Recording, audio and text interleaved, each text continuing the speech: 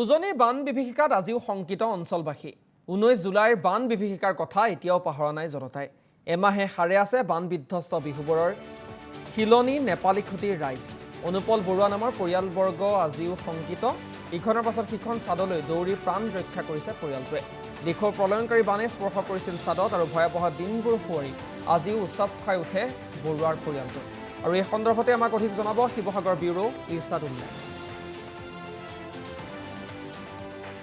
19 July এটা মাহৰ পূৰ্বে মই যি স্থানত থিয় হৈ আছোঁ বৰ্তমান বিহুবৰ হিলনি মই অনুপল বৰুৱাৰ বাসগৃহত আছোঁ বাসগৃহৰ পাছফালে মই বৰ্তমান উপস্থিত আছোঁ মোৰ সতীৰ্থ ভিডিঅ' জাৰ্নেলিষ্টে 19 জুলাই নাগালেণ্ডৰ পৰা নামি অহা যি বলিয়া বানে অশান্ত কৰি তুলিছিল দিখৌ নদীখনক সদায় শান্ত হৈ থকা সৌম্য হৈ থকা দিখৌ নদীখনক সেই প্ৰলয়নকাৰী বানত এটা মাহ উকলি গ'ল আজি আৰু নিশাৰ ভাগত আহি অসম লাইভ 24 এই বিহুবৰ হিলনি যি স্থান য'ত প্ৰথমে এই মহাপ্ৰলয়ৰ যি ৰুদ্ৰ ৰূপ পৰ সাক্ষী হৈছিল এই অঞ্চলৰ মানুহসকল আমি সেই স্থানত বৰ্তমান আছোঁ আৰু ইতিমধ্যে মই ইয়াৰ যিসমূহ পৰিৱেশ এতিয়াও এটা মাহ উকলি গ'ল এই মানুহখিনি কিন্তু কোনো কাৰণতে স্বাভাৱিক হ'বলৈ পৰা নাই এতিয়াও তেওঁলোকৰ ঘৰত বানে কিমান ভয়াৱহতাৰভাৱে ক্ষত বিক্ষত কৰি গৈছিল আচুৰি গৈছিল সেইসমূহ মোৰ সতীৰ্থ ভিডিঅ' জাৰ্নেলিষ্টে দেখাই গৈছে ইয়াৰ পূৰ্বেও আমি বিগত এটা মাহ শিৱসাগৰ জিলাৰ লগতে নেপালী খুটি বিহুবৰ চন্তক আদি কৰি ছিগনেল বস্তিৰ বিভিন্ন ধৰণৰ আমি বাসগৃহৰ আমি যিসমূহ দৃশ্যাংশ যিসমূহ বাঁ বাতৰি আমি অসম লাইভ 24ত সম্প্ৰচাৰ কৰি গৈছিল আজি কিন্তু এটা মাহ সম্পূৰ্ণ হ'ল 19 আগষ্ট এই ঘৰখনে কি ধৰণে ক্ষত বিক্ষত কৰি গৈছিল সেইসমূহ বতৰা ল'বলৈ তেওঁলোক আজিও সেই বানৰ যি ভয়াৱহতা তাৰ পৰা মানসিকভাৱে উদ্ধাৰ হ'ব পাৰিছে নে নাই তাৰ বুজ ল'বৰ বাবে আমি আহিছোঁ কথাবিলাক পুনৰ সুধিবলৈ বা সেই অভিশপ্ত যিটো দিন সেই অভিশপ্ত দিনটোৰ কথা পুনৰ দোহাৰিবলৈ আমাৰ মন নাযায় যদিও কিন্তু কৰ্তব্য অনুপল দা কি ক'ব সেই দিনটো আজি এতিয়া মোৰ ঘড়ীত যিমানটা বাজিছে ধৰি লওক সেই সময়টোত আপোনালোকে 19 জুলাই তাৰিখটোত কি কৰি আছে সেই সময়টোত আমি চাদৰ ওপৰত আছিলোঁ এতিয়া আপুনি যিটো সময়ৰ কথা কৈছে আমি চাদৰ ওপৰত আছিলোঁ প্ৰায় গাঁৱৰ আমি 45জন মানুহ বৰষুণত তিতি তিতি চাদৰ ওপৰতে আছিলোঁ আৰম্ভণি আমি ৰাতিপুৱা 10 মান বজাত গম পাইছিলোঁ যে দিখৌ নৈ পানী বাঢ়িছে আমি সৰুৰ পৰাই বানপানী দেখি আহিছিলোঁ কিন্তু আমি ভাবিছিলোঁ তেনেকুৱা এটা বানপানী হ'ব বাৰীয়ে চাৰিয়ে সোমাব আৰু সিমানতে আৰু শেষ হ'ব কিন্তু যেতিয়া বানপানী নৈত পানী বাঢ়িলে বুলি ক'লে দাদাই আমাৰ স্কুলৰ ৰোহিতেশ্বৰ শইকীয়া স্কুলৰ প্ৰধান শিক্ষক বৌ সেইখন স্কুলতে কৰে তো দাদাই মোক ক'লে ব'ল নৈ কিনাৰ পৰা আহোঁ আমি এখন নৈ পানী বাঢ়িছে বুলি কৈছে তো দুইজন চাই আহোঁ আমি দুইজনে নৈ কিনাৰলৈ গ'লোঁ তাৰপৰা দেখিছোঁ গৰা প্ৰায় 5 ফুটমান তলতে পানী আছিলে তাৰ হেমত খৰি কাঠ বহুত আহিব ধৰিলে তো আমাৰ এটা মানে কি সৰুৰ পৰা আমাৰ খৰি ধৰা এটা অভ্যাস আছে নিয়ম এটা তো আমি দুটাই অকণমান খৰি ধৰিলোঁ ধৰি তাৰপৰা দেখিছোঁ নৈ পানী বাঢ়ি আহি আছে সি তেতিয়া কৈছে যে পানী মই তাক ক'লোঁ যে পানী বহুত জোৰে বাঢ়িছে এটা কাম কৰ আমি ঘৰলৈ যাওঁগৈ সি তেতিয়া ক'লে যে স্কুলৰ বস্তু অলপ আছে ৰেষ্টা চেষ্টাখিনি ওপৰত উঠাই দিওঁ বোলো ঠিক আছে দুয়োটাই অকণমান লাগি মেলি ৰ'ব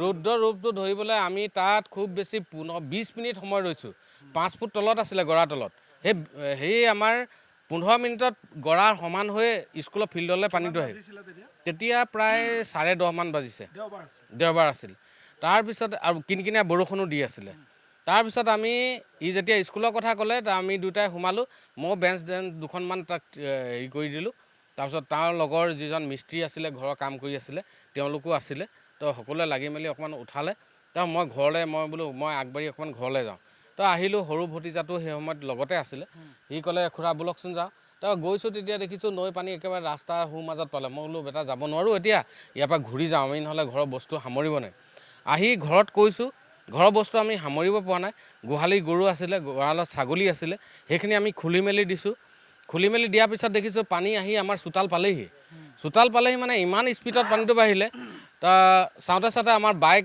গাড়ী এইবোৰ আমি ওলাবলৈ সময় পোৱা নাই উলিয়াই আমি ৰাস্তালৈ নিছিলোঁ আনকালেও বানপানী হয় আমি ৰাস্তাৰ ওপৰত থৈ দিওঁ তো এইবাৰ আমি ভেটিকেইটা বহুত ওখকৈ বনাইছিলোঁ, নতুনকৈ ঘৰ বনাই। এতিয়া সেইদিনা আপোনালোকৰ কিমান হ'ল মোক আপুনি টৰ্চটো মাৰি যদি অকণমান দেখাই দিয়ে। মই আপোনাক দেখাই দিছোঁ এই পোষ্টত ইয়ালৈকে হৈছিলে এইটো। মই টৰ্চৰ পোহৰত যিমানখিনি আপোনালোকে দেখিছে ইমানখিনিলৈকে বানপানী। এইটোতো যথেষ্ট ওখকৈ বনোৱা, বহুত ওখ ঘৰ এইটো। আপোনালোকৰ পুৰণা ঘৰটোত কিমান হৈছে? পুৰণা ঘৰটোত আমাৰ এই টিঙৰ ওপৰত, এই টিঙৰ ইমানখিনি ওপৰত আছিলে পানী। টিঙৰ ওপৰত এই ঘৰটোত ইমানখিনি পানী আছিলে।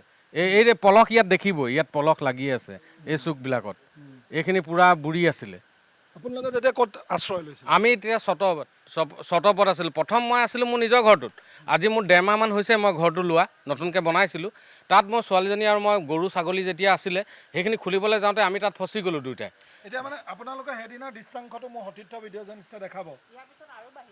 হয়, এনেকুৱা এটা দৃশ্য, এনেকুৱা দৃশ্য একদম আপুনি এতিয়া সেই কথাখিনি আপোনাক মানে বৰ্ণনা কৰিব নোৱাৰোঁ, অন্তৰত যিখিনি সোমাই আছে। মানে মই বাইদেউৰ ওচৰলৈ আহিম। বাইদেউ কি ক'ব, সেই দিনটোত আপুনি কেনেকৈ ফেচ কৰিছিলে গোটেই পৰিৱেশ? প্ৰথমতে মই ভবাই নাছিলোঁ তেনেকৈ পানী হ'ব বুলি। মোৰ বিয়া হোৱাত 30 বছৰ হ'ল, খুব বেছি মই ঘৰৰ ভিতৰত এফুট পানী হোৱা মানে পাইছোঁ আৰু। তো সিদিনা ভাবিলোঁ তেনেকৈয়ে পানী হ'ব। প্ৰথমতে কৈছে পানী বাঢ়িছে। মই আমাৰ ঘৰত 4জন মিস্ত্ৰী আছিলে, তেখেতসকলক ক'লোঁ মানে বিচনাবিলাকত 3টা ইটা ভৰাই দিয়া, তেতিয়া পানী নহয় জেনেৰেলি। তাৰপিছত ইটা ভৰাবলৈ সময়ে নহ'ল, প্ৰায় আধা ফুটমান পানী মানে ডাইৰেক্ট ভিতৰলৈ সোমাই আহিছে। তাৰপৰা আমি বস্তু সামৰাৰ মানে একো উপায়ে পোৱা নাই। তথাপিও পিন্ধিবলৈ কেইটামান কাপোৰ লৈ প্ৰথমতে আমাৰ যিটো পুৰণা ঘৰ, তাতকৈ এই মাজৰ ঘৰটো আমাৰ 7টা ষ্টেপ ওখ। আমি ভাবিলোঁ ইয়াতে বস্তুখিনি থওঁ, ইয়াতে থাকিম আমি। তাৰপিছত কেইটামান কাপোৰ লৈ পেলাই যেতিয়া ইয়ালৈ আহিলোঁ, মা দেউতাক ইতিমধ্যে মানে ল'ৰাকেইটাই চাদৰ ওপৰত তুলি দিলে। এতিয়া মোক এটা কথা, এই যেন দেওবাৰে যিটো বান হ'ল, সেইদিনা আপোনালোকৰ লগত কানেক্টিভিটিটো চব নাইকিয়া হৈ গৈছিল। হয়, কেইদিনৰ পিছত প্ৰশাসন বা মানুহৰ লগত কানেক্টিভিটি হ'ল? মানে ধৰক আমি যেতিয়া এইটো ঘৰত আহিলোঁ, তাৰপিছত দেখিছোঁ এইটো ঘৰো বুৰি গ'ল। আমি কল্পনাই কৰা নাই। তাৰপৰা ভাবিছোঁ এই চাংঘৰটোলৈ যাওঁগৈ। তাৰপৰা চাংঘৰটোত গৈ পাইছোঁ, চাংঘৰটোলৈকেও পানী আহিলে। তাৰপৰা মানে এতিয়া চাদলৈ যাবলৈও মাজৰ এইখিনিত খুব সোঁত হৈ আছে। তাৰপিছত মোৰ মানুহজনে খিৰিকী ভাঙিব ল'লে, একো তেওঁৰ মানে হাথিয়াৰো নাই খিৰিকীখন ভাঙিবলৈ। তাৰপিছত মিস্ত্ৰীকেইজনে ক'লে আপুনি বাইদেউ কিনাৰে আহিব পাৰিব নি? মইতো কিনাৰে মানে মোৰ ভৰি পতাটোৱে নবহে তাত। তাৰপিছত মোৰ ডাঙৰ ল'ৰা আৰু মিস্ত্ৰীজনে ঠেলি নিলে, নি পেলাই সৰু ল'ৰাটো আৰু মিস্ত্ৰীৰ ল'ৰা এজন আছিলে, তেওঁলোকে বাঁহ কান্ধত তুলি আৰু এইফালে স্লেবটোত লগাই দিছে। তাতে মই যেনে তেনে বগাই পেলাই সাকু কৰি গৈছোঁ আৰু মানে মৰিলেও মৰিম আৰু বাচিলেও বাচিম, কিবা এটাতো হ'ব। তেনেকৈ গৈ আমি চাদলৈ গ'লোঁ। তাৰপিছত পানীটো ৰখাই নাই, বাঢ়ি গৈ আছে। ইতিমধ্যে এইফালৰ পৰা মানুহৰ ঘৰবোৰ উটি আহিছে, দেখিছোঁ। পূৰা মানে নৈখনে আহিছে এনেকুৱা লাগিছে। মৃতদেহ দেখা নাই, কিন্তু খেৰৰ মেজি এটা আছিলে, তাত এটা সম্পূৰ্ণ পৰিয়াল মানে বুঢ়া বুঢ়ী 2জন, ল'ৰা 2জন, বোৱাৰীয়েক আৰু এবছৰীয়া বাচ্চা এটা উটি আহিছে। তাৰপিছত মোৰ ল'ৰা দুটাই কৈছে আপোনালোকে ভয় নকৰিব, লৰচৰ নকৰিব। তাৰ পিছতে আকৌ তেওঁলোকৰ অকণমান পিছতে ঘৰৰ মুধত আৰু এজন ব্যক্তি উটি আহিছে। তেনেকৈ থাকোঁতে নাও এখন আহিলে, তাৰপৰা মোৰ মানুহজনে কি কৰিলে, নাওখনত জঁপিয়াই দিলে। তেতিয়ালৈকে ভাইটিহঁত মানে ইটো ছাদত উঠিছিলে। এতিয়া মই আপোনাক কথা এটা, সেই দিনটোৰ কথা ভাবিলে আজি এমাহ হৈ গ'ল, হয়, কেনেকুৱা এটা ফিল হয়? মোৰ একদম জিৰ কঁপি যায়। তাৰপিছত যেতিয়া লাহে পানীটো শুকালে, মই স্কুললৈ গ'লোঁ। মোৰ ষ্টুডেণ্ট এগৰাকীও পানীত মানে গ'লগৈ আৰু কেইবাজন অভিভাৱকো গ'ল।